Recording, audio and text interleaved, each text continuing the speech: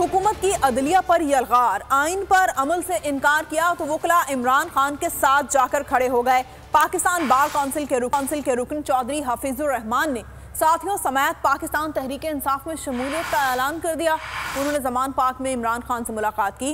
साबिक रुकन Punjab bar council मियां फैजुल्लाह, साबिक सदर लाहौर बार सैयद मोहम्मद शाह और नायब सदर supreme court bar association Arshad Bajwa भी तहरीक इंसाफ में शामिल हो गए। सुप्रीम कोर्ट बार एसोसिएशन के एग्जीक्यूटिव रुकन आरिफ महमूद चौधरी, लाहौर बार के नायब सदूर मियां इसमतुल्लाह और मोहम्मद हयात संधू ने भी तहरीक इंसाफ में शमूलियत का ऐलान कर दिया। वकला ने कहा, अगर आइन तोड़ने की साजिश हुई तो 2007 से बड़ी तहरीक चलेगी।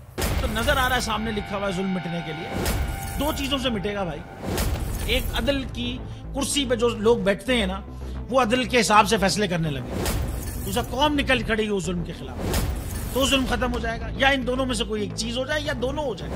अगर 420 का मुकदमा था, उस वक्त अदलिया में जो लोग बैठे हुए केस देख रहे थे, वो पूछते ना यार चीट हुआ कौन है। जब उनको दिखता कोई चीट नहीं हुआ, केस खत्म कर देते।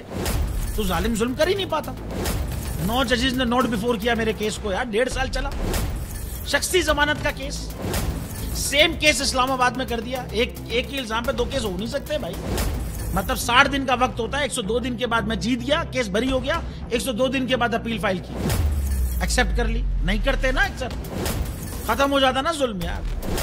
भरी अदालत में मुझे बरी कर दिया, फिर पता नहीं क्या हुआ 2.5 घंटे बाद का नोट बिफोर।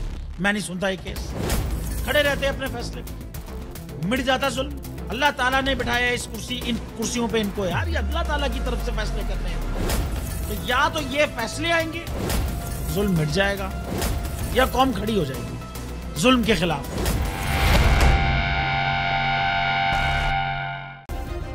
सब्सक्राइब करें और बेल दबाएं ताकि कोई खबर रह न जाए।